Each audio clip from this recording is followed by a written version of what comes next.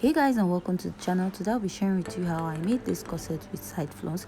If you haven't seen the drafting tutorial, please go down to my YouTube channel, or I'm going to leave the link. So let's start. So here is my pattern. I've gone ahead to cut it out and I taped it and cut it on full. So I added half-inch round, and on the lower part of this I went ahead to add 1 inch. I extended the basque area, and around my cup I added half-inch round for both of them. So next I'm just going to unpin my cup to show you what I have. So for the fabric, I cut and I added half-inch round. At the upper part of my cup, I went ahead to trim off half-inch. The reason why I did that is to avoid bulkiness when I'm sewing. I'm going to go ahead to open up my cup this way, and I'm going to be placing my bra foam underneath it, the shiny part. So if you're using a wadding, you're going to repeat the same process, but if you're using an already made cup, you're just going to join your cup and later add your already made cup. So I'm going to iron the gum stay to the lining. So in my next corset video, I'll be using an already made cup just to show you how to attach a cup to it. So I'm just going to place my cups this way, and I'm going to take this one also and add underneath it. I went ahead to remove half-inch at the top so that after joining it, it won't be too bulky. So what I'm going to do is to iron the bra foam on the fabric, and after I'll go ahead to join with half-inch. I'll repeat it on this, and whatever I do here, I'll be doing to my lining. So this is the velvet I was supposed to work with, but I was having issues ironing it. It was not stable. So to avoid having issues with the corset, I'm just going to continue with the men fabric. First, I'm going to use it to illustrate how to join my cup. So I'm going to fold this way, and I'm going to get the center of the body of the corset, and I will notch. So I'll repeat the same process on the other side also to get the center too. So after notching, it's time to attach your cup to the body. You're just going to take that part you joined and place it on the notched part of the corset, and you're just going to repeat the same process with this. And if you notice, I just trimmed out the excess I have there so that it won't be bulky too, or you can go ahead to notch. So what I'm going to do is to place my cup on the body this way, and if you see, it's aligning, so I'm just going to pin it and stitch. So on the other side also, if you notice, my cup is also aligning. So if you place yours and it doesn't really sit well, what you're going to do is to notch the body of the corset. Probably what causes this is maybe adding more or less allowance to the cup or the body of the corset. I'll go ahead to attach my cup, but I'll be attaching it on the men fabric. So just like I said, I was having issues ironing out stay on that particular velvet, so I had to go ahead to cut out this fabric. So what I'm going to do is I'm just going to create the boning channel in front. So I was supposed to create the boning channel underneath this dress in the velvet, but since I'm using a plain fabric, I just want to go ahead and add a bit of color to the corset. So after that, I'm going to attach my cup just like I said. So after joining my cup, this is what I have, and next we'll be introducing the yoke to the dress. So for my yoke, I cut out 2 pieces. So I'm going to open it up this way, and I'm going to go ahead to stitch on the neck with half-inch, and I will trim it out. So after trimming it out, this is what I have, and I'm going to turn it to the other side.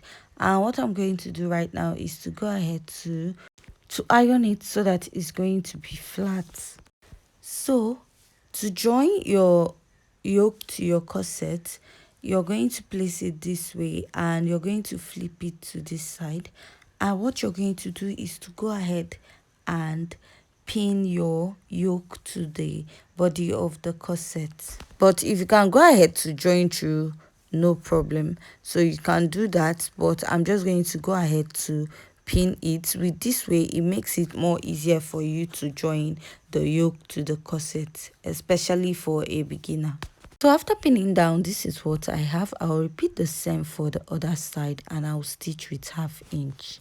So after stitching down, this is what the front part of the corset looks like, and don't forget to go ahead to notch it. Now we'll be introducing the lining part of this corset. So this is the lining part of the corset that I will be introducing to this. So you're going to place it this way and you're going to attach with 1/2 inch. So first you're just going to go ahead to pin it with 1/2 inch. So that same 1/2 inch you pinned it with, that's the same 1/2 inch you pin this with. And when you're doing that, make sure you sew exactly on that same 1/2 inch. So after stitching up the upper part, you're going to also place and you'll be stitching the sides with 1/2 inch also. So if you have any excess, you're just going to cut out. So after stitching up the side, I went ahead to turn it to the other side and I have ironed it out. Next, you're going to be introducing your boning. So I'm using a sewable boning and I'm just going to go ahead and pass it through. So while passing it, you're going to tape the mouth of your boning to avoid it poking the person you're making the dress for. So I'll go ahead to pass boning for all the boning channels that I have created. So after passing the boning channels, I'm just going to go ahead to top stitch it at the end so that it doesn't shift or move out of its position. Now I'll be introducing the front part of the trouser and I've gone ahead to stitch it. I started stitching with 1 inch and I went down with 1/2. So after stitching up the trouser, I'll be attaching the lower parts of the jumpsuit to the upper parts. So I'm going to take this and I'm going to place it on it this way. So I'm going to make sure the waist touches the waist of this other part. So after that, what I'm going to do is to draw out the shape I have on the waistline. So I'm just going to draw following exactly the shape that I have there. So after drawing out, this is what I have. So I'll just add 1/2 inch for joining it to the waist so that it doesn't become too tight at the crotch. So I'll go ahead to cut out that part that I marked out. So next, I will be attaching the lower part to the upper part this way. Before I do that, I'm going to fold up this part to get the middle of the upper part and I'm going to place the middle on the center of the trouser and I'm going to just pin. So you can go ahead to stitch with 1/2 inch or you can go ahead to pin it before sewing if it's going to be difficult for you to join. So I'll just join with 1/2 inch. So next we'll be moving over to the back, and for the back pattern, this is what I have. I went ahead to add 1/2 inch at the lower parts and at the upper parts. So I didn't add by the side because I've added my allowance and I added stitching allowance round on this part and I didn't add on the armhole because I've already added already. So next I'm going to unpin my pattern and I'm going to be sewing the neck first. So I'm just going to place my lining and I'm going to go ahead to stitch with 1/2 inch. So after stitching it, I'll go ahead to iron both the lining and the fabric on it. So after stitching, this is what I have and I've gone ahead to iron it out. Now we'll be moving over to the lower part of the back, and for the lining piece I've gone ahead to iron gum stay on it. So to join, what I'm going to do is to take the main fabric and that part where you cut out your yoke from, I went ahead to notch it on my pattern. So on your own pattern you're going to notch it. So you're going to place your yoke starting from that point. So after placing it, I'm going to go ahead to introduce the back part of my yoke and I'm going to stitch up the sides, the upper part and the side of this. So I'll repeat the same process for the other one too. So this is what I have after I'm done stitching. I'll go ahead, flip it to the wrong side, and I will be creating my boning channel on it. So you can go ahead to create as many boning channels that you want. So after sewing the upper part, I'll be introducing my trouser for the back. But before I do that, I'll go ahead to create a 3 inches dart at the back this way. I'm going to fold the waistline, create my 3 inches dart. So I'm just going to attach it to the waist of the trouser. So after I'm done attaching, this is what I have. So what I'm going to do next is to take one part and place on the other part this way, and I'm going to start stitching about 7 inches after the waist. So first I'm going to start with 1 inch from that point, and I'm going to slant it down to 1/2 inch. So after stitching that, I'm going to go ahead to add zipper to the back part of this jumpsuit. So next is to join the front part and the back part together. So to do that, I'm going to flip it to the other side, and I'm going to pin this together, and I'm going to flip it this way, and I'll stitch on the shoulder, and I will repeat the same process for this. So after stitching, this is what I have. Next, we'll be working on the sleeve of the dress. So to do that, I'll just be making use of a freehand sketch. So what I'm going to do is to measure what I have around my armhole on the dress. So you're going to place your actual armhole circumference divided by 2, and I'm just going to get the length of the sleeve. So whatever you have on your armhole of the dress, you're just going to mark it and replace it on this part. So next, I'm going to mark my shoulder to elbow point, and I'm going to place the measurement I have there and add my sewing allowance. And at the lower part, I'm going to insert the measurements around the wrist, and I'll add 1/2 inch sewing allowance, or 1 inch. So after marking that, I'm just going to go ahead and I'm going to connect it. So after connecting it, one of the sleeve is short, so I'm just going to mark the shoulder to the sleeve point, and I'm going to measure what I have round. So I will be using one sleeve to cut out both of them. So after marking out, I'm just going to connect, and I'll go ahead to cut out my sleeve. So after cutting out the sleeve, I'll place it on the mesh, and I'll cut out one part of the sleeve and then cut open the other side, which I'll be using to cut the other sleeve. So what I'll just do is to place and cut out also. So after cutting out my sleeve, it's time to attach it. So I'll be attaching the shorter sleeve on the left side, and I'll be attaching the longer sleeve on the right side of my corset. So next, I'm just going to go ahead and pin my jumpsuit. So if you notice at the back pattern, the allowance will be bigger than the one in the front. Just go ahead and make the hip part to align, so that part won't really affect the jumpsuit. So after pinning it down, it is time to insert my measurements. So I'm going to place my tape at the under bust and then get my bust point. After that, I'm going to get my waistline, and I'll just mark 7 inches to get my hip point, but that won't be necessary though. So at the under bust, I'll insert my under bust circumference, and at the bust point, I'm going to insert my bust circumference. At the waist, I'm going to insert my waist circumference.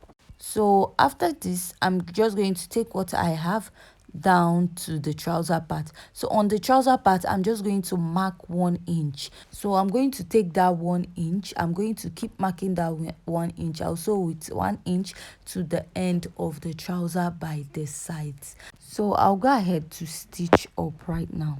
So on the inside of the trouser, because I want it to be free, I'm just going to stitch with 1/2 inch round. So next, you're going to be determining where you want to attach your flounce to. To fold into 4 flay, this is 2. I'm going to fold it over this way, and after that, I'm just going to take this side and close it up. So I have 360-degree flay. So right now, we are going to be inserting our measurements.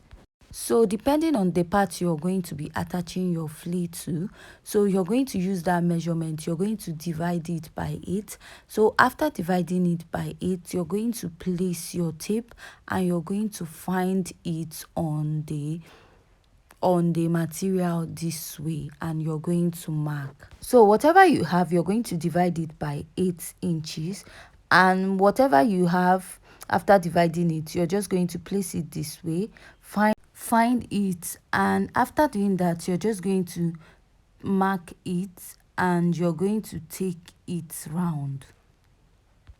Then you're going to mark whatever you have, you're going to place it at the tip of this and you're going to measure it round. So when you're done measuring this, you're going to be achieving a semicircle on this point. Now you're going to place and mark the length of the flounce you want.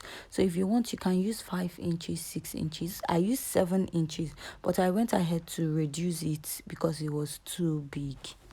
So after marking it, you're going to have a semicircle, and I'm just going to go ahead to cut out the flea. So I'll go ahead to cut it out and I'll open up my flounce and or flea. This is what I have. Next, I'll be cutting out another piece, and one will be serving as the lining for this dress. So I'm going to fold the material and I'm going to place the other one on it, and I will trace out. So after tracing out, this is what I have, and I'm going to go ahead to reduce one side of the flounce or flea. So I'll go ahead to mark 3.5 inches, but I went ahead to reduce it while I was sewing. So I'm going to connect it to the other part of the flounce or flea also. So what I'm going to do next is to cut out that part. So after cutting out, I'm going to slit it into 2. So I'll go ahead to open up my flounce and I'm going to place the other one on it. So after placing it, I'm going to add my crinoline on it. So after doing that, you're going to go ahead to fold or hold up the mouth of your crinoline to avoid poking. So I'm going to stitch on it with 1/2 inch. After stitching on it, I'm going to flip it to the rough side and I'm going to push all the sewing allowance back to the lining part.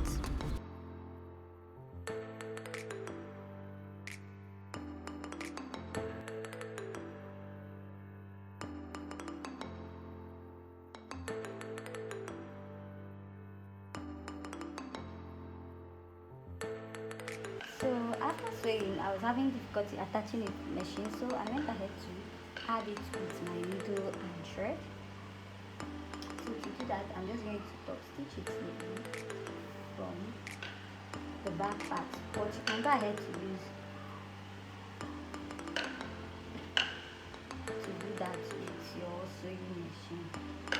So how I attached my sew. On the top I have, beneath it I just have my lining on the front part on it. So this is why I said I'm using the lining beneath it, the anchor as the lining beneath it.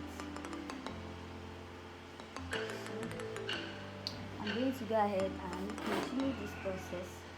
I'm going to continue this process this way till I get to the sleeve part of this dress.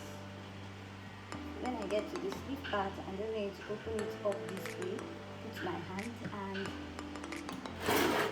I'm going to put my hand on it, and I'm going to place it, and I will top stitch it round on the sleeve till I get to the back part.